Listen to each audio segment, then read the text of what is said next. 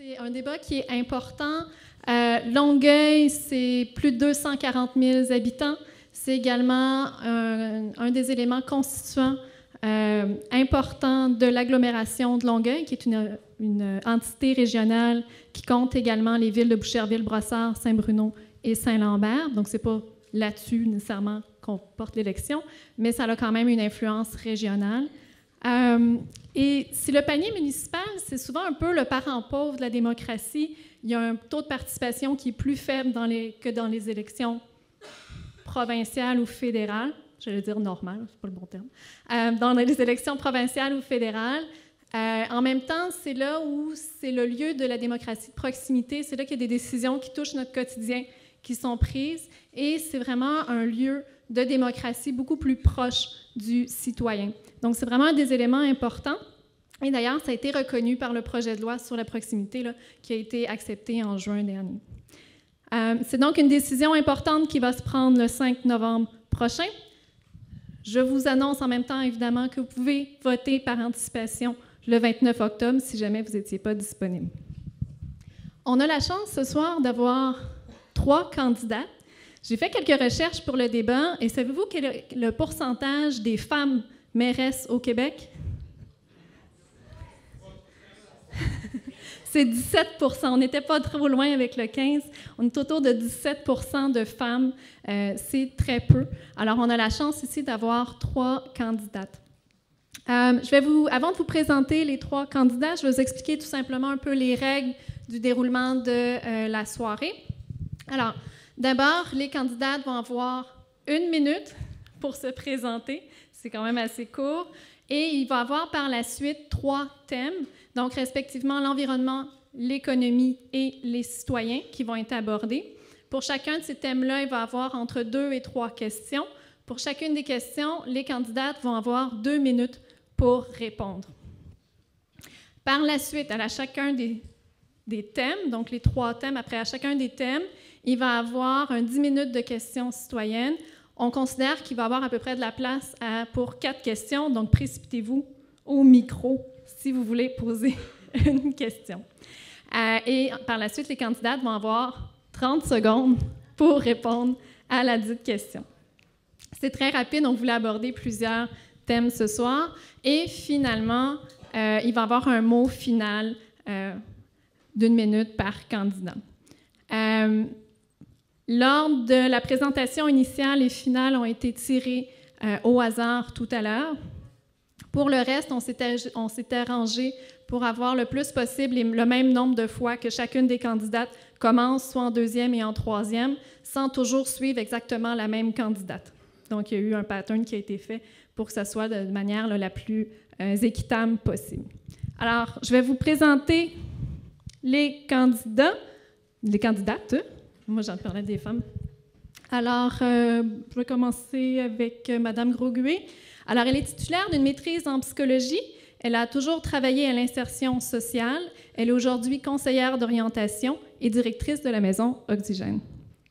À Longueuil, elle est connue pour avoir été députée du NPD dans la circonscription Saint-Lambert de 2011 à 2015. Ce n'était pas la première fois qu'elle faisait de la politique, car en France, elle s'était également engagée dans des associations, puis en politique municipale. En 2005, elle décide de quitter la France et émigre au Québec.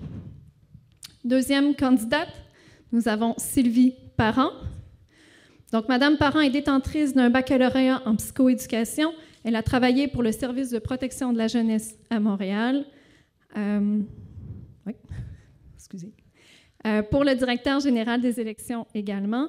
Elle siège au sein de plusieurs conseils d'administration de l'association de Sauge-Rive incorporée, du club de golf Le Parcours, en plus de présider le comité de toponymie.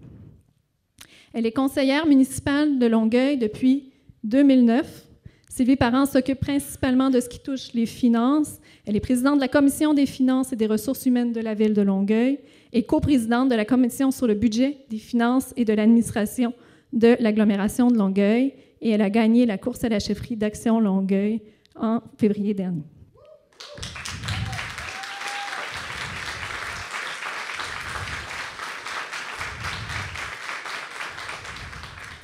Troisième candidate, Madame la tendresse. Donc, de Longueuil citoyen, détentrice d'un baccalauréat en communication et d'une maîtrise en développement organisationnel. À Longueuil, elle est connue, entre autres, comme étant la propriétaire du restaurant L'Incrédule, dans le Vieux-Longueuil. Et elle s'est impliquée, donc elle préside ou a présidé l'Association des commerçants de la rue Saint-Charles, au conseil d'administration du FM 103.3, l'organisation Macadam Sud et l'organisation des métiers et traditions. Elle a été élue comme conseillère municipale en février 2016 sous la bannière Action Longueuil, qu'elle a depuis quitté pour fonder son propre parti, Longueuil citoyen. Elle a participé à de nombreux comités et commissions, notamment en ce qui concerne l'agriculture, l'aménagement et le développement durable. Alors, est-ce que ça correspond?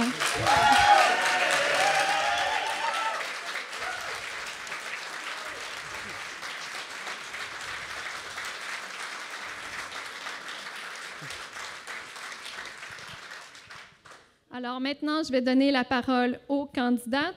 Prêt avec le chronomètre? Oui. Donc, vous avez 1 minute pour vous présenter. On va commencer avec Mme Grosguet. Allez-y. Merci, Ariane. Bonsoir, mesdames et messieurs. Merci à Frédéric Chenel pour nous avoir organisé ce débat avec l'ensemble de son équipe et de son organisation. Je suis donc candidate à la mairie pour Option Longueuil. Comme femme et comme progressiste, j'ai toujours considéré que la politique était un moyen, mais non pas une fin en soi. Un moyen pour travailler l'égalité des chances, un moyen pour s'attaquer aux injustices, à la pauvreté et aux obstacles qui bloquent encore beaucoup trop de nos citoyens. Un moyen également pour créer un environnement sécuritaire, où il fait bon vivre et travailler. Un environnement où le transport actif et le transport en commun tiennent une place de choix. Notre ville qui sait attirer des emplois bien rémunérés, qui font la fierté de tous les Longueuilloises et des Longueuillois. Alors, votre temps est désormais écoulé.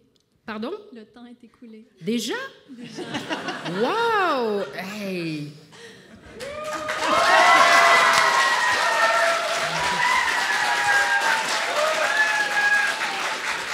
J'ai une question, si vous le permettez. Est-ce qu'on peut rallonger le temps à la demande et à l'unanimité? Est-ce qu'on peut demander ça? C'est possible? Ça va tellement vite. Okay, 30 secondes de plus, mais allez-y.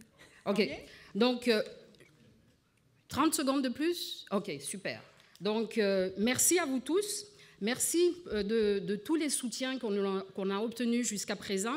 Et je voudrais juste mentionner que nous avons parmi nous, dans notre liste, le plus jeune des candidats, ici présent à cette élection, Jérémy Dunel-Dufour, qui est ici avec nous, et qui se présente dans le district de La Flèche. Merci.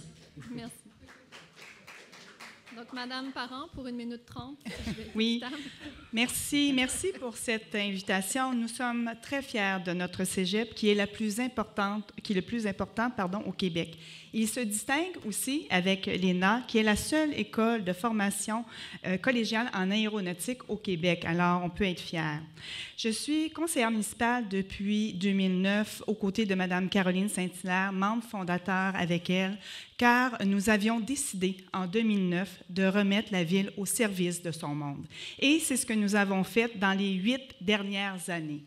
Pourquoi je me présente à la mairie? Parce que j'ai l'expérience. J'ai l'expérience des 8 dernières années et je sais que le lendemain d'une élection, Longueuil va avancer, va continuer d'avancer. Notre bilan, les gens nous disent que ça va bien à Longueuil. Ils ont retrouvé la fierté d'être Longueuillois parce que Longueuil est maintenant attrayant, est maintenant une ville qui est séduisante, autant pour les citoyens que pour les entrepreneurs qui veulent maintenant venir développer sur notre territoire. Nous avons une vision claire pour poursuivre le travail, améliorer le transport collectif, développer notre économie pour créer des emplois pour nos jeunes, développer un centre-ville moderne et à l'échelle humaine. Nous voulons aussi et surtout redonner le fleuve à la population. Donc, oui, je suis prête et je veux que ça continue.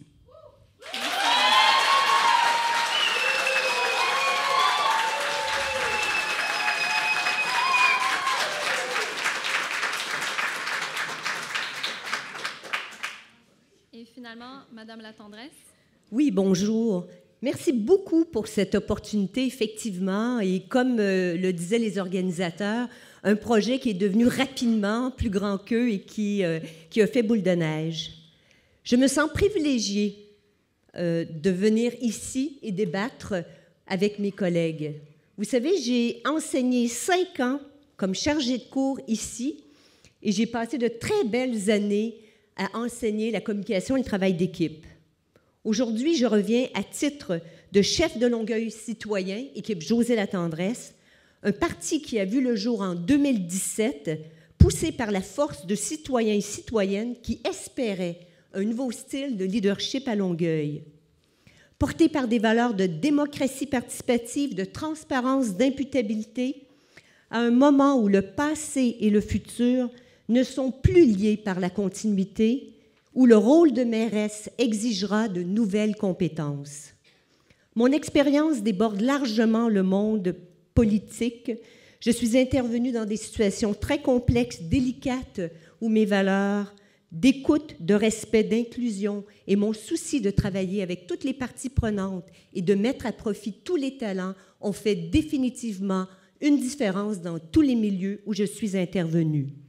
J'ai une maîtrise en développement organisationnel, un bac en communication et une équipe absolument extraordinaire. Merci.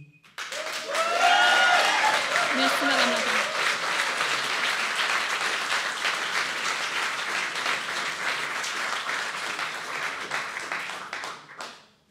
Alors, on va amorcer avec notre premier thème, l'environnement. On sait que l'environnement, il y a une grande partie de ce qu'on peut faire sur le plan environnemental qui se situe au niveau des municipalités.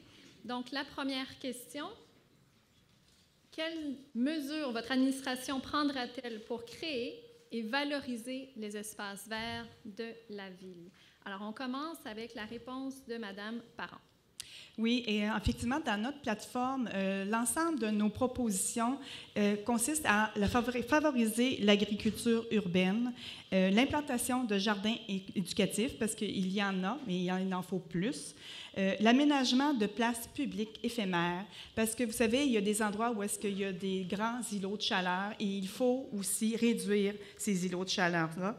Nous voulons augmenter le nombre d'arbres qui sera planté sur notre territoire. Vous savez, depuis notre arrivée en 2009, 18 000 arbres sont distribués gratuitement à la population et ça, c'est pas rien. On veut comme continuer dans cette optique. Nous voulons aussi protéger nos terres agricoles parce qu'il faut les valoriser. Il faut continuer de mettre la pression au niveau du gouvernement pour que notre projet pilote de Éco-Territoire 21 soit mis encore plus de l'avant. Nous avons aussi nous allons vous proposer pour les jardins éducatifs que ce soit en collaboration avec les jeunes familles et peut-être même avec des CPE qui pourraient enfin pouvoir mettre à profit et montrer aux enfants, les générations à venir, comment est-ce que c'est important d'avoir de l'agriculture près de chez soi. Nous avons aussi, dans l'agriculture urbaine, vous savez, les gens nous le demandent, les gens sont de plus en plus conscientisés à la nécessité d'avoir près de chez soi la possibilité d'avoir des fruits, des légumes proches, même qu'on a, dans le dernier appel d'offres pour l'achat des arbres à la ville, proposé d'acheter plutôt des arbres fruitiers afin de justement que sur notre territoire, on déploie des arbres qui vont permettre d'avoir des fruits à portée de main dans nos endroits publics. Alors, c'est l'ensemble de ce qu'on vous propose et je ne sais pas si ça va dans cet angle-là, mais il faut aussi continuer notre projet pilote concernant les matières résiduelles ultimes. Voilà. Merci beaucoup, Mme Parent.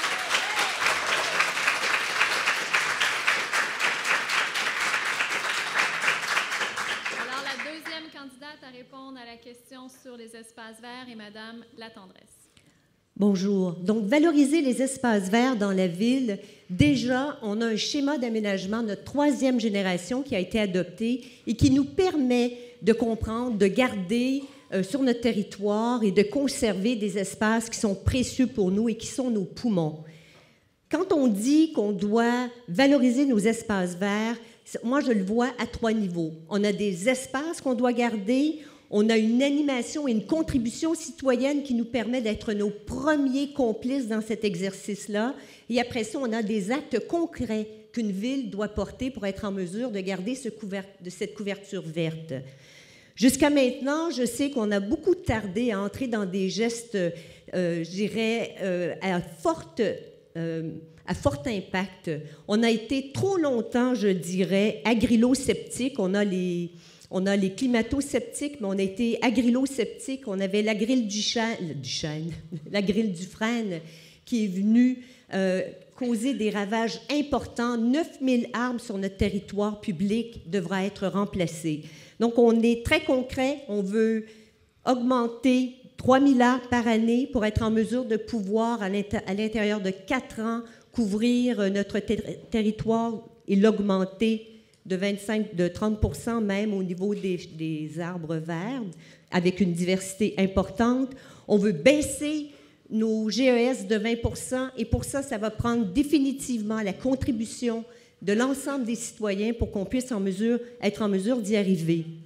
On a également une façon d'organiser nos quartiers, les centres-quartiers qui nous amènent à une grande valorisation de nos espaces verts, de notre façon de vivre notre milieu à distance de marche et de transport actif.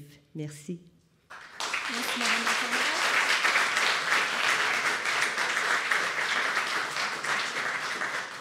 la. Alors, c'est maintenant le tour de Mme Grosguy. Merci. Ce qui constitue la richesse de notre ville, c'est bien évidemment nos parcs et nos espaces humides. L'équipe d'Option Longueuil s'engage à promouvoir et bien évidemment à mettre en valeur nos parcs et nos espaces humides. De plus, protéger l'environnement local, notamment en préservant la couverture verte de nos quartiers. Ceci, la protection de notre couverture verte, bien évidemment, passe par d'éviter le dézonage intempestif. Donc, nous nous engageons à ne pas faire de dézonage intempestif en ce qui concerne la protection de nos espaces verts. Également, établir un partenariat avec les commissions scolaires pour introduire des séances d'information et d'éducation avec les écoliers, donc du niveau primaire, concernant le développement durable. On le sait, quand on parle de développement durable, oui, on peut aller de l'avant, on peut faire cette annonce, mais je pense véritablement qu'il est nécessaire d'avoir une éducation qui va pouvoir permettre aux générations futures déjà de prendre en considération donc, ces espaces verts et la valorisation de nos parcs et de nos espaces forestiers. Également, inclure des toits verts dans les nouveaux bâtiments ou les bâtiments rénovés de la ville.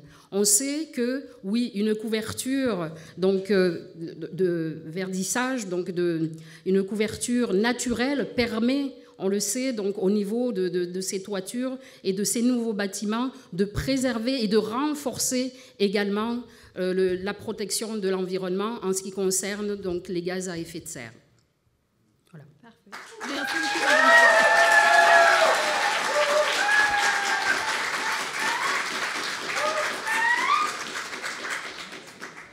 Alors, la prochaine étape est un débat libre. Alors, je vais prendre les tours de parole, s'il y en a une qui veut poser une question à une autre. OK, c'est comme ça.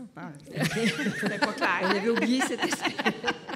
On avait oublié cette étape. Okay. En fait, oui, je poserais une question à Mme Latendresse. Vous parlez de vos quartiers, vos centres-vie de quartier. J'aimerais avoir un peu plus de détails sur l'élaboration de ça. À quoi ça va ressembler concrètement?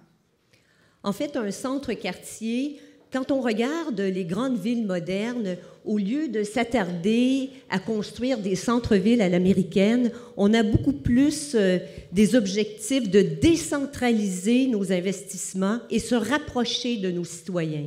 Ce qui veut dire qu'au niveau du centre-quartier, on est en mesure d'organiser et de redynamiser la vie de quartier. Donc, on pense, je vais donner un exemple concret, le parc Saint-Charles, par exemple. On est en train de refaire, il y avait une pataugeoire, on est en train de mettre des jets d'eau. Donc, si on avait été dans une logique de centre-quartier, nous aurions eu un comité sur place qui aurait regardé le projet et qui l'aurait optimisé et non pas juste remis des jets d'eau à la même place.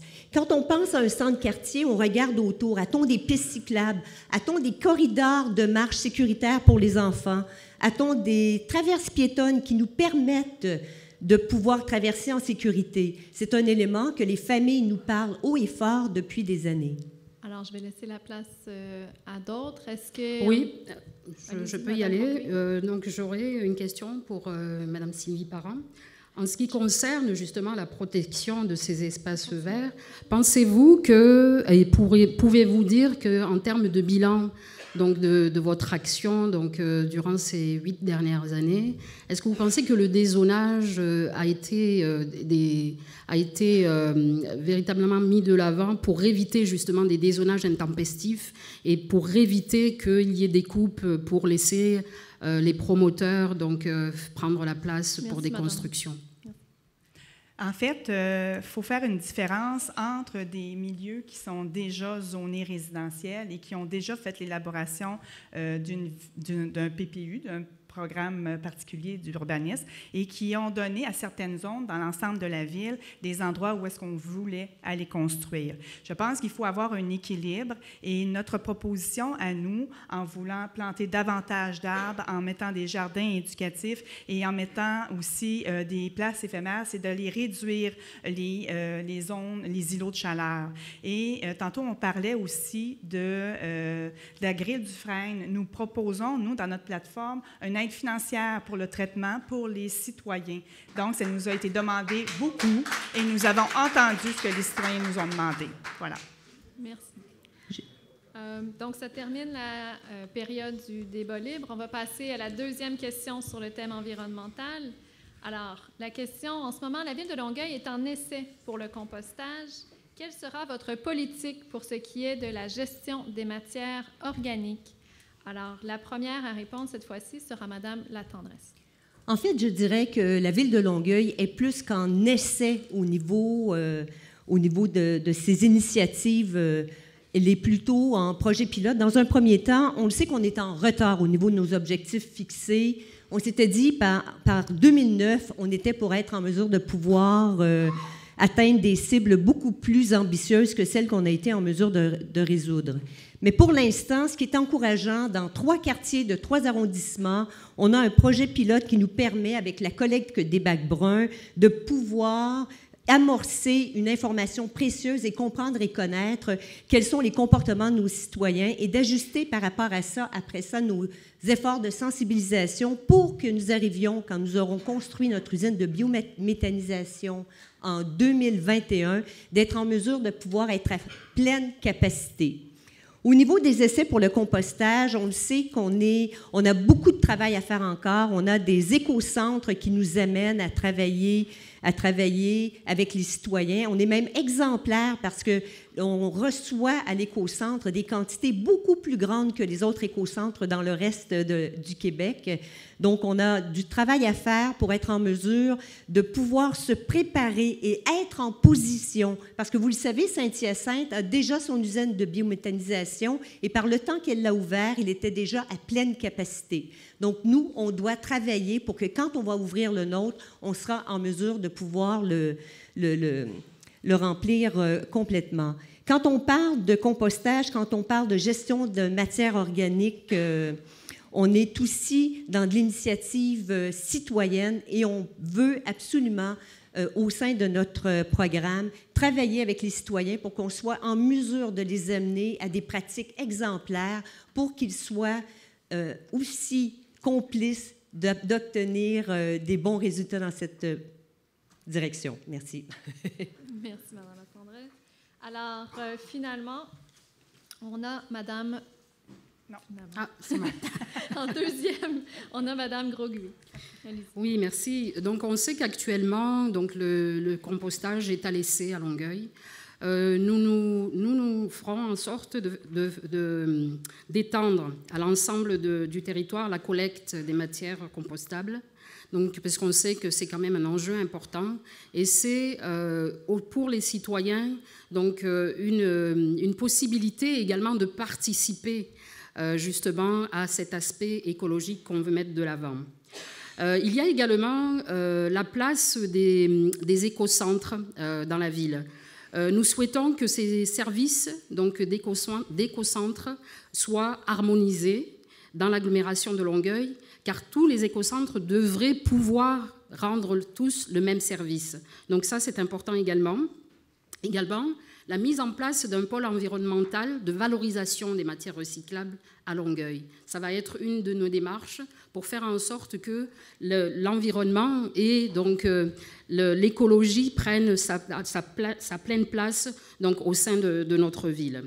Nous souhaitons, bien sûr, pour pouvoir arriver, donc on parle de compostage, mais on peut parler aussi en même temps de recyclage et permettre à ce que le recyclage également soit quelque chose qui devienne naturel donc pour nos citoyens. Donc aussi amplifier donc, ce rôle de recyclage auprès de nos citoyens et simplifier la gestion des matières résiduelles à l'écocentre. Merci, Mme.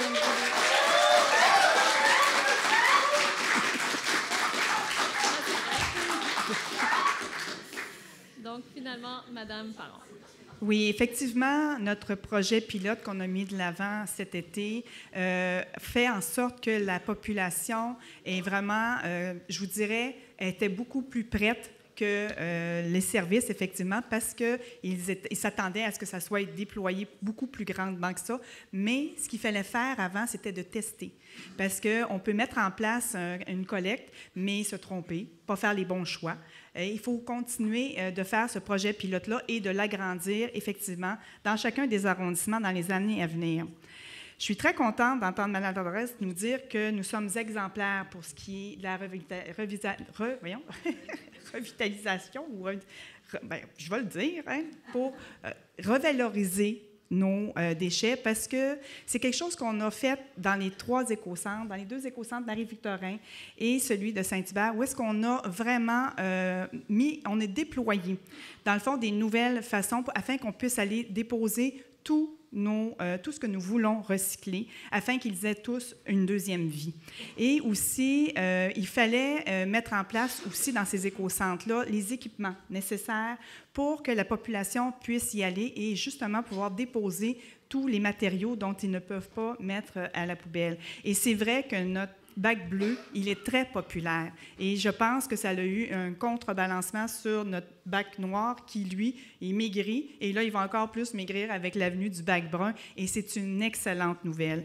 Oui, notre usine de biométhanisation, les travaux sont en cours, la planification est en cours et elle sera réalisée dans les temps qui sont prévus par la loi.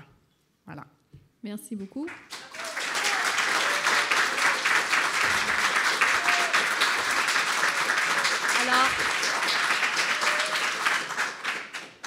Alors, je vais vous demander de ne pas applaudir trop longtemps, pas que je vous... mais pour rentrer dans les temps. Donc, merci. On a encore une fois le débat libre, donc de 3 minutes. Alors, je vous laisse la parole s'il y en a une qui désire, Madame Latendresse. Oui, j'aurais une question pour Madame Parent.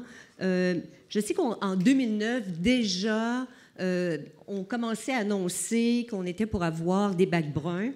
Ils sont arrivés en 2017. Vous avez dit qu'il fallait être prêt, il fallait se préparer, il fallait organiser.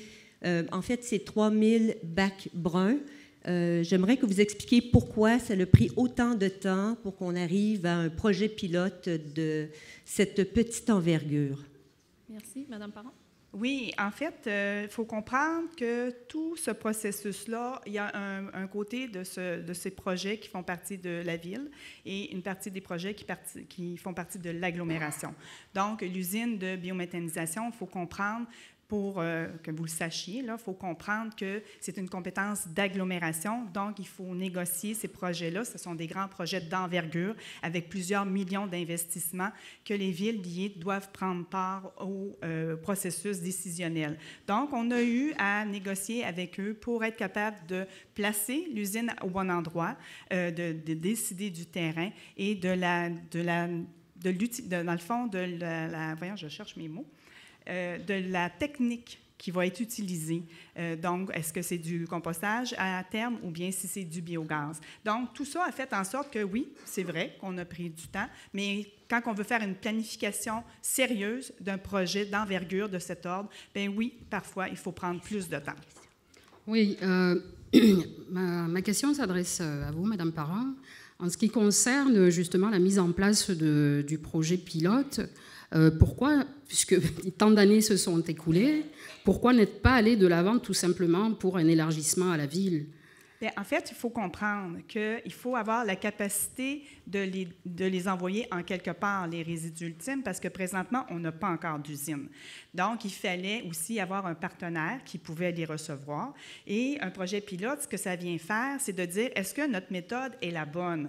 Parce que si on l'avait déployée à l'ensemble de la ville et qu'on avait acheté des bacs bruns pour l'ensemble des maisons et qu'on s'était trompé de technique, est-ce qu'on aurait eu l'air responsable? Non. Alors oui, on a préféré y aller à petite échelle pour s'assurer que le moyen utilisé est le meilleur et que, dans le fond, on ne soit pas obligé de redéployer un autre système à l'ensemble de la ville. Donc, cet été, on voit qu'est-ce que ça donne. Dans les mois à venir, on voit ce que ça donne. Et après ça, on va ajuster le processus pour voir si c'est le plus optimal. Juste une question. En fait, je voulais donner... Oui, juste pour enchérir juste sur ma première question. Mais est-ce que vous avez consulté Madame Grosguet pour pouvoir aller de l'avant avec tel ou tel... Les citoyens, ils avaient drôlement hâte que ça arrive. Ah ben oui, c'est pour ça. C'est Madame La Tendresse qui doit... D'où l'intérêt de pouvoir l'élargir au plus grand nombre. Veuillez ne pas parler en même temps. Okay. Merci. En fait, Madame Parent, on n'est pas en train de discuter autour du procédé de l'usine de biométhanisation. On dit 3000 portes, un projet micro dans une population d'un demi-million, là, presque là, si on parle de notre agglo. Comment peut-on penser que ça a pris autant de temps faire un projet pilote? Mais peu importe le temps, Madame la Tendresse, parce que ce qu'il faut, c'est quand on prend une décision et que certains acteurs sont concernés, il faut avoir le respect de ces acteurs-là. Et quand ils nous disent qu'ils ne sont pas prêts, bien, il faut attendre qu'ils soient prêts. Et ce sont les discussions qui ont eu lieu à l'agglomération et qui ont fait en sorte que l'usine prendra forme dans les prochains mois. Merci beaucoup. Alors, on va continuer avec le deuxième thème, qui est l'économie. Hein? Alors, j'ai des instructions secrètes en cours de route. Alors, l'instruction secrète était la suivante. Demande spéciale pour garder les questions du public à 20 secondes. Non, les questions. Les questions. Non, pas les réponses. Plus ça va, plus on va parler vite. OK. Alors, pour la section économie, la première question de ce grand thème, de quelle façon comptez-vous favoriser le développement économique de la ville et de l'agglomération de Longueuil? Quelles mesures concrètes proposez-vous dans le secteur de l'économie? La première à répondre sera Mme Grosguet. Oui, merci. En ce qui concerne donc cette partie économique, tout d'abord, vous dire qu'il y a deux versants à cette économie. Il y a l'économie sociale, que nous ferons en sorte d'appuyer et de développer cette économie sociale qui est extrêmement importante pour notre ville, extrêmement importante pour nos organismes et pour nos citoyens. Également, il y a un pôle que l'on trouve extrêmement important, il y a un pôle central en ce qui concerne Longueuil, c'est le pôle donc, de l'aéronautique. Nous souhaitons créer une synergie donc, des entreprises longueuilloises avec l'aéroport et le domaine aérospatial et ainsi développer une filière aéronautique forte. J'ai pris connaissance dernièrement du projet de zone du Cégep et je trouve ce projet extraordinairement porteur. Un projet de développement durable et un projet d'avenir. Donc pour nous, oui, on a un pôle extraordinaire qu'il va falloir mettre de l'avant, qu'il va falloir développer, qu'il va falloir appuyer. Et pour ça, nous serons là avec l'équipe Option Longueuil, donc de notre administration, pour pouvoir soutenir et développer donc, ce pôle de l'aérotechnique. Merci, Mme Grosguet. C'était la première pratique. Alors, si vous voulez vraiment, vous n'êtes pas capable de vous retenir, vous pouvez faire les applaudissements secrets, mais sinon, s'il vous plaît, on ne veut pas prolonger le débat. Donc, deuxième réponse de Mme La Tendresse pour 2 minutes. Bonjour. À Longueuil et au sein de l'agglomération, qui est responsable du développement économique et quel est le rôle de notre ville?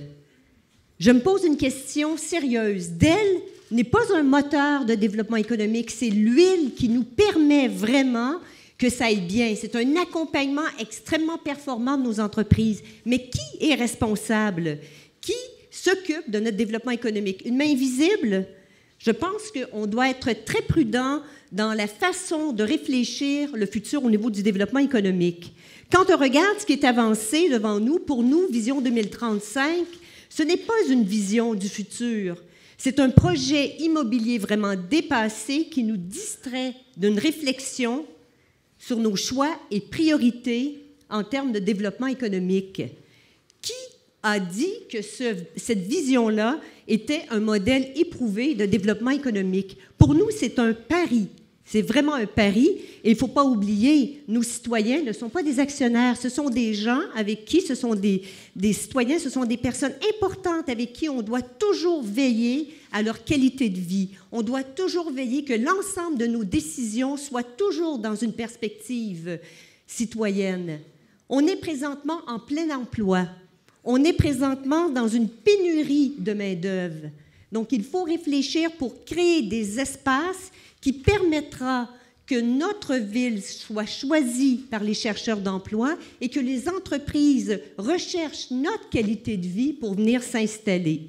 Donc, on veut mettre sur pied un comité de développement économique et d'investissement pour accélérer le développement économique parce que présentement, on a perdu des belles opportunités, un demi-milliard. Oui, il y en a eu 50 millions, mais on a perdu un demi-milliard. On veut travailler avec les jeunes, on veut soutenir les travailleurs autonomes, faire la promotion de notre offre touristique. On est très concret au niveau du développement économique. Merci beaucoup. S'il vous plaît. Et finalement, Madame Parent, pour 2 minutes. Allez-y. Oui, en fait, moi, ce que j'ai à vous proposer, c'est mon expérience.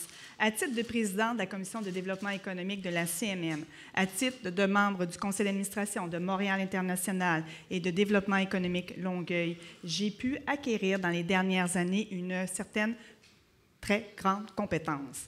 Je peux vous dire que notre vision du centre-ville n'est pas une vision archaïque, loin de là. C'est un projet moderne.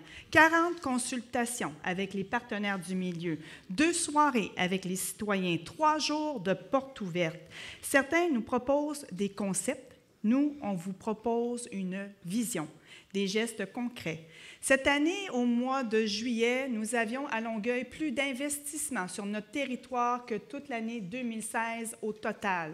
2016 a été plus florissante que 2015. Alors, Longueuil va très bien au niveau des investissements sur notre territoire. Nous avons été aussi porteurs pour notre zone aéroportuaire. Vous savez, il y a des projets qui veulent venir s'installer chez nous et nous leur avons permis, par un crédit de taxe, de pouvoir venir s'installer dans notre zone aéroportuaire pour des grandes entreprises qui investissent sur nos terrains plus de 3,5 millions de dollars. Et ça, c'est pour créer des emplois chez nous pour nos jeunes. Avec l'ENA, nous avons aussi sur la table à dessin un centre d'entretien des appareils qui va permettre à nos jeunes d'avoir des emplois sur le territoire et ça en continuité de leur formation qu'ils vont avoir eue chez nous, ici à Longueuil. Alors nous, la boucle, elle est bouclée. On a les centres de formation, on a les cégeps, les universités, on a sur notre territoire tout ce qu'il faut pour rendre nos jeunes compétents et en plus, nous attirons des entrepreneurs pour leur fournir un travail ici, chez nous, à Longueuil. Parfait, merci d'avoir respecté le temps. C'est dur, hein, de ne pas applaudir. Ouais. Alors, on a maintenant droit à 3 minutes de débat à l'interne. Alors, est-ce qu'il y a quelqu'un qui veut prendre la parole, Madame Broguet? Vous savez, lorsque j'ai rencontré le directeur du cégep, je pense qu'on a parlé longuement de développement durable. En matière d'économie, il y a lieu également de parler de développement durable. Et pour moi, le développement durable, il peut être représenté par l'existant. Le cégep est aujourd'hui une plateforme qui veut aller de l'avant et qui veut véritablement... Nous avons un partenaire de choix. Pourquoi ne pas avoir choisi ce partenaire de choix et aller de l'avant avec une vision 2035 qui apparemment est annoncée pour l'avenir, mais je pense que c'est plutôt à reculons que l'on va avec cette vision. Madame Parent, la question est pour vous. C'était une question? Et la question Oui. était... Oui, et la question est? Pourquoi avoir laissé de côté, justement, cette vision de l'avenir porteuse qui est portée par le cégep Édouard Montpetit, qui n'a plus à faire ses classes, mais qui est positionné pour un développement économique durable et aller de l'avant avec un projet immobilier qui est ce projet 2035. Alors, Madame Parent? Oui, en fait, c'est deux visions j'essaie de qui se faire, confrontent, en fait. Bien, en fait, non. Moi, je ne suis pas d'accord avec cette affirmation parce que quand on veut créer des milieux de vie où est-ce que les gens vont habiter, étudier, se divertir, acheter, dépenser, vivre et avoir des loisirs à la marche, à côté, tout à côté de la maison, moi, je pense que c'est les grandes tendances. Je pense que les gens veulent avoir des milieux de vie à proximité, proche de la maison, pour être capable de, justement, ne pas avoir à utiliser de voiture, d'utiliser les transports en commun, d'utiliser les vélos, d'utiliser les voitures en covoiturage ou les autopartages. Moi, je pense que la vision centre-ville n'est pas du tout à l'inverse de ce que le cégep peut nous offrir et offrir à nos jeunes sur le territoire, bien au contraire. Je pense que si dans notre vision de ce développement-là, le cégep, c'est un partenaire parce qu'il offre la formation et la formation qu'il offre est en continuité, est en lien avec ce que nous avons sur notre territoire au niveau des entreprises. Parfait, merci. Oui, j'ai une question aussi, peut-être un complément. C'est intéressant au niveau de... C'est une question. Ah, c'est une question. Il reste 10 secondes seulement. Donc, on ne fait pas la même lecture de vous, mais je suis contente, Madame Parent, de vous entendre parler des centres quartiers, hein, mes super centres quartiers, en fait. Mais Vision 2035, pour moi, n'est pas un super centre quartier. La différence entre vous et moi, c'est que nous, le plan, il est sur la table, alors que vous nous demandez de vous donner un chèque en blanc. Le plan est plein de clignotants rouges. En fait, c'est pas un chèque en blanc. Vous nous demandez un chèque en blanc, Madame Parent. S'il vous plaît, le temps est maintenant écoulé. Alors, on va passer à la deuxième question. Quelle sera votre position sur le gel ou l'augmentation des taxes municipales, le financement de votre plateforme électorale et la saine gestion des finances publiques? Alors, on commence avec vous, Madame Parent. Oui. Mon expérience, parce que vous le savez, j'étais responsable des finances, donc des budgets des 8 dernières années, tant à la ville qu'à l'agglomération. Et quand on est arrivé en 2009, l'administration précédente avait fait ça, des gels de taxes, et l'état des lieux était lamentable. Je pense que vous êtes à même de constater à quel point il y a des cônes dans l'ensemble de la ville, et ça, année après année. Et c'est parce qu'il a fallu s'attaquer à cette réalité. Et nous l'avons fait, et nous avons créé un investissement global de plus de 75 millions par année parce qu'on savait qu'il fallait rattraper du temps qui n'avait pas été bien fait. Moi, je propose un gel, un plafonnement de 1 % par année pour les 4 prochaines années. Pourquoi? Parce que je pense qu'il faut être prudent. On n'est pas à l'abri de surprises, on n'est pas à l'abri d'un désinvestissement de la part d'un palier de gouvernement supérieur. On n'est pas à l'abri des mauvaises surprises qu'on peut avoir sur nos infrastructures. La plus belle preuve en a été la passerelle. Vous le savez, on a eu... c'est un accident bête, mais qu'il a fallu effectivement se défrayer des coûts supplémentaires pour la réaliser. Vous savez, ça fait partie... C'est-tu moi qui parle? Et dans le fond, ce que moi je vous dis, c'est d'être très prudent parce qu'un gel de taxes sur 2 ans, c'est qu'on ne sait pas qu'est-ce qui va arriver l'an 3, on ne sait pas qu'est-ce qui va arriver l'an 4, tandis que moi, ce que je vous dis, c'est qu'il n'y aura pas de surprise. Cette année, l'augmentation de taxes était de 0,5 %. Alors, je pense qu'on peut y arriver, mais il faut toujours se garder une marge de manœuvre quand on fait une gestion responsable des deniers publics. Voilà. Merci beaucoup, Madame Parent. On va passer maintenant à la réponse de Mme Grosguet. Oui, merci. Dans notre plateforme et notre programme, nous parlons de maintien donc, des taxes au plus bas niveau. Nous ne mentionnons pas de gel de taxes parce que tous les économistes s'entendent pour nous dire qu'un gel de taxes provoque à terme un rebond de ces taxes. Il n'est pas question de faire supporter donc, à nos citoyens ce rebond, quel que soit le temps qu'il mettra pour arriver. Nous proposons également à ce que les taxes puissent être payées en 6 versements, ce qui va permettre donc aux familles de pouvoir souffler et de prévoir et de planifier donc, au niveau de leurs ressources pour pouvoir payer donc, ces taxes, donc, considérant que nous souhaitons vraiment aller avec l'augmentation donc, du niveau de vie pour maintenir ces taxes au plus bas. Merci beaucoup. Et donc, la troisième candidate, Madame Latendresse. Oui. Longueuil citoyen, c'est clair, nous sortons d'un rebond. Donc, nous pensons qu'après ce rebond de 24 d'augmentation de taxes dans les 8 dernières années, nous sommes en mesure de pouvoir garder les taxes à 0 gel complètement.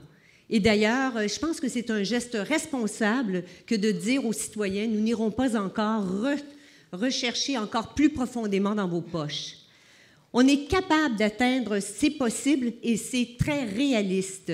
À chaque année, l'économie va bien présentement, nous sommes en mesure de pouvoir le prévoir. Le développement naturel de la ville nous permet de dépasser l'IPC, ce n'est pas inquiétant. Et les coûts du programme que nous avons déposé sur la table sont en dessous de notre marge de manœuvre annuelle pour être en mesure de pouvoir arriver. Au niveau des finances publiques, nous, on ne fait pas exactement la même lecture que les gens autour de la table. Le 100 millions supplémentaires qu'on est allé chercher au niveau des recettes, donc au niveau du budget, c'est essentiellement 24 de taxes au niveau des citoyens, le double au niveau du commercial. On est allé, la richesse foncière de 2009 à 2016 est passée de 17,3 milliards à 25,3 milliards, soit une hausse de 46 des données vérifiées par le ministère.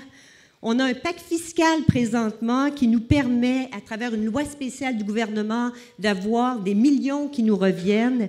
Moi, je suis un peu surprise qu'on n'a pas eu aucun remords de continuer à augmenter les taxes à travers les dernières années, même si on avait des arrivées d'argent assez impressionnantes.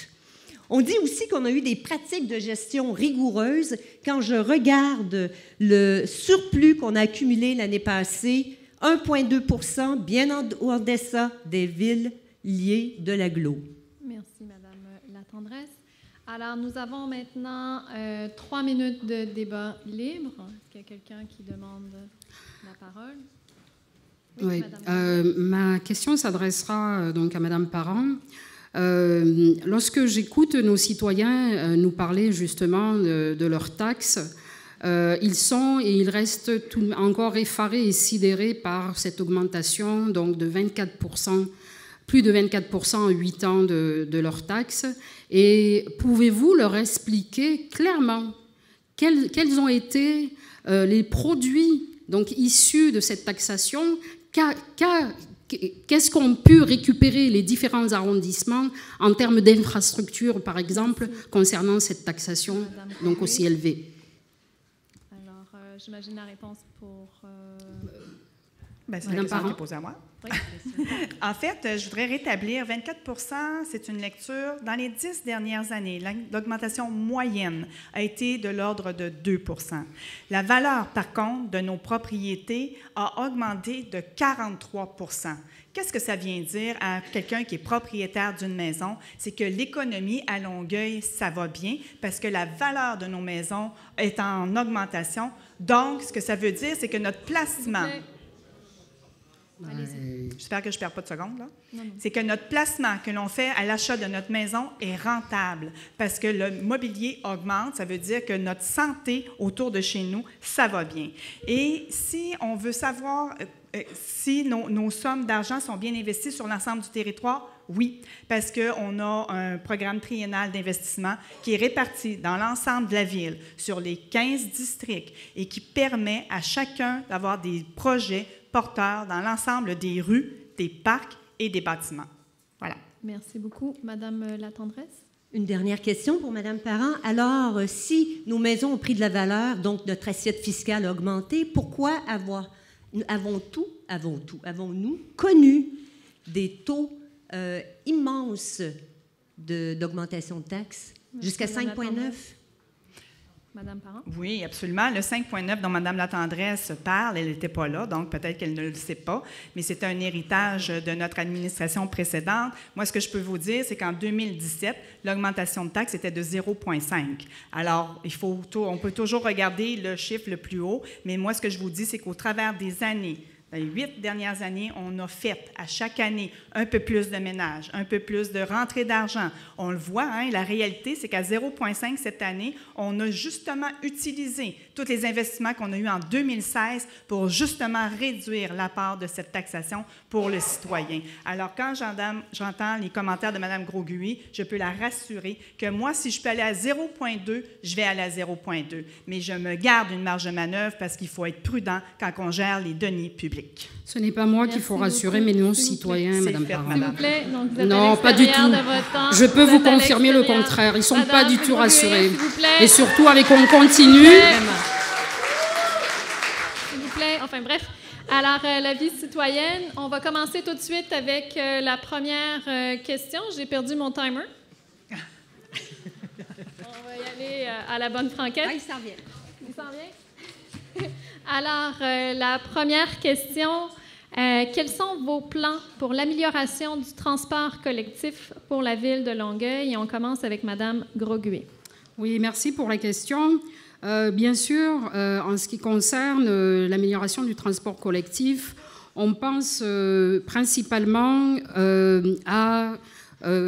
au trajet que font les autobus pour relier donc une partie de la ville à une autre.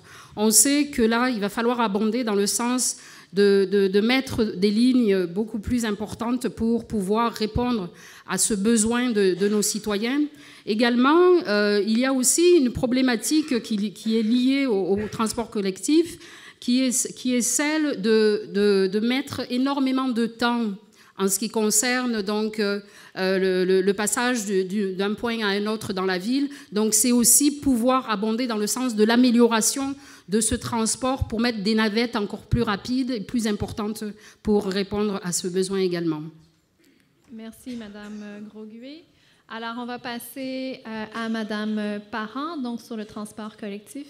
Allez-y. Oui, en fait, nous, ce que nous proposons à Action Longueuil, c'est évidemment d'améliorer la desserte, surtout d'est en ouest. Je pense que c'est un travail qui est déjà amorcé, surtout avec les orientations du RTL, parce que vous savez, ils sont quand même assez autonomes dans leurs décisions et leur planification. Et je pense qu'ils ont, eux aussi, à cœur d'améliorer notre voie, notre desserte et surtout de créer de nouvelles voies réservées et d'encourager le transport collectif. Parce que nous allons proposer l'ajout de covoiturage, l'autopartage et améliorer encore plus la desserte en autobus, évidemment. Nous savons aussi, je prends l'engagement pour les étudiants. Moi, je vais faire des représentations auprès de l'ARTM, la nouvelle agence de transport, afin qu'un tarif unique soit disponible pour l'ensemble des étudiants. Parce que pour moi, il est inconcevable qu'en 2017, un étudiant qui doit choisir d'aller à Montréal ou même à Laval pour étudier, parce que son programme se donne à Montréal ou à Laval, bien, qu'il doive payer plus cher que s'il a la possibilité de le faire sur notre propre territoire. Donc, je prends l'engagement de faire des représentations au sein de l'agence pour qu'il y ait un tarif unique pour nos étudiants sur l'ensemble du territoire desservi par l'agence. Et évidemment, je pense qu'il faut aussi permettre, quand quelqu'un paye en argent, d'avoir la possibilité d'avoir une correspondance et que ça continue d'être disponible sur notre territoire pour l'ensemble de notre population. Voilà. Bonjour, merci beaucoup, Mme Parent. Alors maintenant, Mme Latendresse. Au niveau du transport collectif, quand on regarde notre difficulté dans le passé d'être en mesure de se concerter avec les véliers, au niveau du transport collectif, c'est là qu'on a été les plus grands perdants. On a avancé à la vitesse très lente et on le sait quand on regarde les villes autour qu'on a accumulé du retard. Donc, il va falloir rentrer dans notre siècle et utiliser les applications mobiles, faciliter le trajet, faciliter la transaction de l'utilisateur avec le RTL pour être en mesure de pouvoir intégrer et favoriser l'utilisation du service des autobus. Maintenant, la gratuité aux aînés, elle est possible, elle est offerte hors heure de pointe. Il faut faciliter le processus de renouvellement de la carte. Il va falloir revoir la desserte globale, il va falloir revoir les trajets. Évidemment, c'est plus difficile aujourd'hui. On est 1/15e à la RTM, donc il va falloir travailler et user nos aptitudes et nos compétences de négociation pour travailler main dans la main avec nos partenaires et être capable de faire monter nos besoins aux instances supérieures. On a à améliorer la desserte axe ouest. On a également à penser à notre axe Tachereau. Et pour Longueuil citoyen, le prolongement du métro sera dans les cartons et nous militerons pour que nous soyons en mesure de pouvoir le concrétiser. Parfait. Merci beaucoup, Madame Latendresse. Alors, on a 1 minute de débat libre. Moi, j'aurais une question, Madame Latendresse, concernant votre projet de prolongement de métro. Comment, concrètement, comptez-vous vous y prendre pour ce prolongement? Et on sait qu'on attend ce prolongement depuis quand même pas mal d'années. Vous avez la solution, là, déclic qui va permettre ce prolongement? Merci, Madame Groguet. Madame Latendresse. Madame Groguet, vous qui avez siégé à des instances autres que municipales, vous devez comprendre que les instances gouvernementales, fédérales, provinciales ont des enveloppes, des fonds. Il va falloir qu'on fasse notre lobbying et que nous allions militer pour ce projet-là. Vous savez, il y a des dizaines et des centaines de milliers de citoyens. Nous n'avons pas eu le prolongement de notre ligne jaune depuis 50 ans. Les autres rives l'ont eu. Il est temps que nous soyons sérieux, que nous travaillions avec nos partenaires et que nous allions pour ce projet-là de prolongement. Merci beaucoup. Alors, on va passer maintenant à la deuxième question. Donc, de quelle façon comptez-vous améliorer les relations entre la Ville et ses citoyens et entraîner une plus grande participation à la vie citoyenne, en particulier chez les jeunes? Donc, on commence avec Madame Latendresse sur les relations avec les citoyens et la participation. Merci. Effectivement, pour nous, quand on regarde les villes modernes, les villes intelligentes, celles qui sont venues nous inspirer pour qu'on soit dans notre développement de programme, ils ont tous un dénominateur commun, simplifier la transaction ville et citoyen. Donc, pour nous, il est fondamental que l'ensemble de nos décisions soient dans cette logique-là. Simplifier toujours la relation que le citoyen a avec sa ville. Rapprocher les services des citoyens. Présentement, ils doivent aller au 4250 chemin de la Savane. C'est important qu'au sein de chacun des arrondissements, on ait des points de service. C'est important également parce que nous sommes à l'ère du temps réel, que nous puissions prendre notre téléphone mobile et que nous ayons accès à une information exacte en tout temps. Quand on fait une requête au 3-1, présentement, il n'y a pas de réponse. Le rapport du protecteur du citoyen était éloquent à ce sujet-là. Il faut se doter d'une politique sur le service 3-1. Ne pas fermer de requête sans explication ou motif est inacceptable. Il va falloir spécifier les délais raisonnables pour le traitement des requêtes. Nous, on dit, en dans 48 heures, on doit faire un retour, dans un premier temps, au citoyen sur la requête qu'il a apportée et nous irons beaucoup plus loin que ça. Nous mettrons la technologie au service du 3-1 pour qu'en temps réel, le citoyen soit en mesure de savoir l'évolution de sa demande. On veut également travailler au niveau de la participation citoyenne et c'est un sommet citoyen que nous organiserons et ce sommet citoyen-là nous permettra de travailler au niveau des centres quartiers avec des conseils de quartier pour amener le dialogue à une échelle de quartier. Parfait. Merci beaucoup, Madame Latendresse. Alors, on va continuer avec Madame Parent. Allez-y. Oui, votre question était comment réussir à entrer en relation et entraîner une plus grande participation du citoyen. Vous savez, en 2009, Action Longueuil, ça a été notre dévoilement de notre plateforme quand on est arrivé en disant on veut remettre la ville au service de son monde. Et c'est ce qu'on a fait. On a fait plus de 600 consultations. On est allé chercher les citoyens pour les entendre. Nous, ce qu'on propose, c'est un comité d'action de vie de quartier. Donc, dans chacun des 15 districts, une mobilisation des citoyens qui essaient de 12 ans, 17 ans, 25 ans, 60 et 17 ans, qui se réunissent et portent des projets pour leur environnement, pour leur quartier, pour faire en sorte d'avoir un accompagnement, tant par le personnel qu'un accompagnement financier pour la réalisation de ces projets. On veut aussi organiser une fois par mois le samedi du citoyen qui se tiendra dans les différents endroits de la ville pour que les gens puissent venir échanger avec les élus sur des projets qui seront en lien avec le développement de la ville tout au long de l'année. Donc ça, c'est d'être à l'écoute et en échange avec le citoyen. Nous voulons aussi lancer un vaste projet pour faire de Longueuil une ville encore plus intelligente.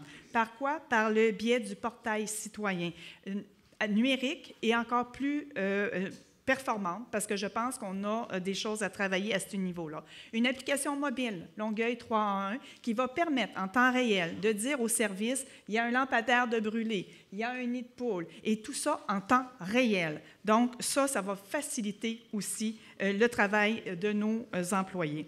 Dans le cadre d'une politique des données ouvertes, nous voulons rendre encore plus accessible toute l'information qui est détenue dans la municipalité et faire en sorte que les gens pourront aller recueillir ces informations-là. Donc, nous continuons notre engagement à Action Longueuil d'être et pour le citoyen. Voilà. Merci beaucoup, Mme Parent. Mme Grosguy.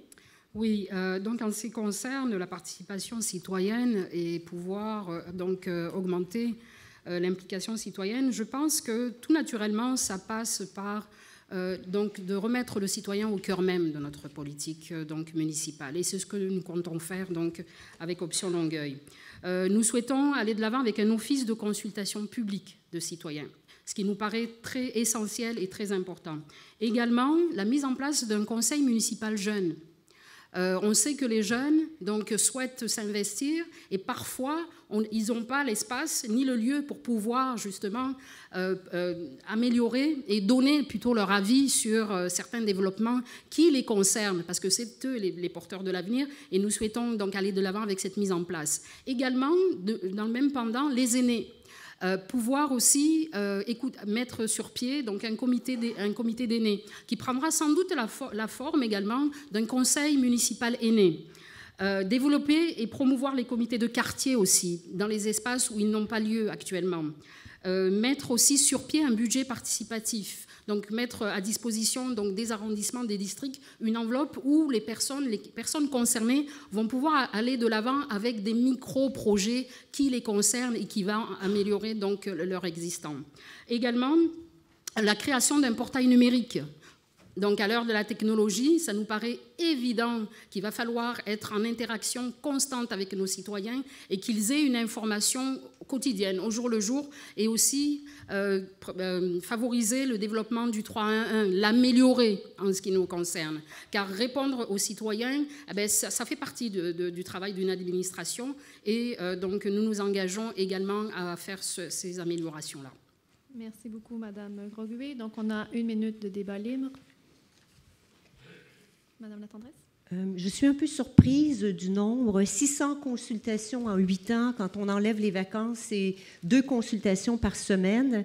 Donc, à travers l'ensemble de ces consultations-là, vous m'avez dit tout à l'heure que comme conseillère municipale, pas encore élue d'ailleurs, j'aurais dû en faire une sur la passerelle de Normandie. J'aimerais savoir comment a été la consultation autour de la reconstruction de la passerelle de Normandie. En fait, si vous voulez qu'on parle de ce dossier-là, Madame la Tendresse, on va le faire. Je me souviens d'une vidéo qui a circulé sur laquelle vous disiez que cette passerelle était un monument exemplaire et d'une signature extraordinaire pour Longueuil. Alors, je ne sais pas pourquoi vous avez changé d'avis, mais moi, je sais que je vous avais demandé à l'époque si c'était bien ça que les citoyens de votre quartier désiraient voir réalisé. En novembre 2016, nous avons eu une conversation téléphonique où, après la passation du règlement d'emprunt de 8,2 millions, vous m'avez demandé est-ce que les citoyens iraient plus loin que ça? J'ai dit hors de question, ils m'appellent, c'est déjà hors prix. Désolée, merci. Alors, on va passer à la troisième question du thème. On a le mouvement On paie trop pour Longueuil qui bat encore son plein. C'est là un symptôme d'une relation parfois difficile entre Longueuil et les autres villes de l'agglomération. De quelle façon pensez-vous aborder le dossier? Alors, on va commencer avec Madame Latendresse. On paie trop pour Longueuil. Pour certaines villes liées, effectivement, c'est du passé. Pour d'autres, c'est encore de l'actualité. Ça fait des années qu'on entretient des relations plutôt abrasives avec l'ensemble des villes liées. Ce que j'ai proposé à l'intérieur du programme, c'est que nous mettions sur pied une commission sur l'éthique et la gouvernance qui nous permettrait d'établir un espace de dialogue sur l'ensemble des irritants que cet agglo, qui a bientôt 11 ans, 12 ans, a cumulé à travers les années. C'est important qu'on passe à travers cette conversation difficile avec les villes, les maires des villiers, parce que présentement, ce manque de cohérence nous empêche de pouvoir être en mesure de développer, d'une part, des grands plans de développement au niveau économique, au niveau social, au niveau du transport collectif et au niveau de bien d'autres éléments. Ça va être important également parce que l'ensemble des ententes ministérielles qui arrivent depuis la dissolution des CRE font en sorte qu'on doit s'unir, on doit faire équipe, on doit devenir des villes alliées pour être en mesure d'aller chercher les montants d'argent à la hauteur de notre taille. Et pour faire ça, il faut s'asseoir, il faut nommer les choses, prendre des décisions négociées, parce que l'argent que nous perdons présentement est énorme. Merci beaucoup, Madame Latendresse. Alors, il y a la réponse ensuite de Madame Grosguy. Oui, en ce qui concerne donc cette relation conflictuelle, je pense qu'il faut savoir que lorsqu'on est sur ces questionnements, c'est qu'il y a bien évidemment un problème de gouvernance. Lorsqu'on ne reconnaît pas un leadership, ça pose problème. Et ça pose problème de façon à ce qu'il y ait des dissensions au sein d'un groupe. En tant qu'administration, bien évidemment, le dialogue sera maintenu, sera ouvert pour que les différentes villes, les différents maires associés puissent être écoutés, entendus, et ils puissent aller de l'avant avec de véritables propositions qui vont faire en sorte que cette agglomération, elle sorte gagnante. Comme chacun des maires aussi devra sortir gagnant de cette table de discussion et de dialogue. Pour moi, c'est important. Si demain je suis mairesse, bien évidemment que je vais défendre les intérêts de mes citoyens, comme le feront les autres maires qui seront assis autour de la table. Mais comment faire en sorte que nous puissions regarder ensemble dans la même direction pour l'intérêt de tous nos citoyens concernant cette agglomération. Et c'est pour ça que je travaillerai et c'est de cette façon que je travaillerai avec les autres maires de l'agglomération. Merci beaucoup, Madame Grosguy. Et finalement, Madame Parent, c'est à votre tour. Oui, en fait, il y a comme un double discours ici parce que les villes liées, ce qu'elles reprochent présentement à l'agglomération, ce qu'elles disent, c'est qu'elles payent trop. Ce qu'elles veulent faire concrètement, c'est qu'elles veulent refiler la facture à la ville-centre qui est Longueuil. Moi, je prends l'engagement aujourd'hui devant vous que le 15 millions qu'ils veulent nous refiler, ça ne fait pas partie des pistes de solution. Parce que moi, si vous m'élisez le 5 novembre, je vais défendre vos intérêts. Et c'est ça l'important, c'est ça qu'il faut comprendre. Parce qu'en 2009, quand on est arrivé, il n'y avait pas de dialogue entre les villes. Les villes liées étaient absentes, des conseils étaient absents du comité exécutif d'agglomération. Tout ça est revenu en ordre. Jusqu'en 2016, étonnamment, tout allait relativement bien parce que 97% des résolutions étaient adoptées au conseil d'agglomération. Alors, qu'est-ce qui s'est passé en 2016? Il faut demander aux maires des villes liées. Mais moi, ce que je vous dis, c'est que ce n'est pas vrai que ça va si mal que ça, que oui, on va devoir s'asseoir, qu'on va devoir trouver des pistes de solutions, mais pas au détriment des citoyens de Longueuil. Je pense que notre agglomération, elle gagne à être forte, à être ensemble, et c'est là-dessus que je vais travailler le 6 novembre prochain. Merci beaucoup. Alors, débat libre, 1 minute. Oui, Madame Grosguy. Oui, absolument. Madame Parent, dans ce que vous apportez comme information et explication, le constat est là. sais, toutes les villes veulent partir là. Donc, est-ce que vous pensez réellement qu'un leadership rassembleur a été présent tout au long justement de ce travail dans l'agglomération? Pensez-vous réellement que vous avez été à la hauteur? Merci, Madame Groguet. Réponse? En fait, c'est la table des maires qui s'assoit ensemble, donc je n'étais pas mairesse. Oui, mais donc il faut comprendre, votre administration, faut vous en faisiez comprendre partie, et madame, respecter pardon. le rôle de chacun. Je pense que le 5 novembre prochain, ils seront élus dans les différentes villes, certainement des nouveaux acteurs, et le dialogue se fera certainement à un autre niveau, beaucoup plus constructif et beaucoup plus répondant aux besoins de chacun. Alors, rapidement, Madame Latendresse. Oui, effectivement, les discussions ont évolué. Vous parlez de 15 millions, vous parlez de cristallisation. Ça va beaucoup plus loin que ça aujourd'hui. On est sur des bases différentes et nous sommes confiants que nous allons pouvoir arriver à devenir des villes alliées. Le temps, merci beaucoup, toutes les trois.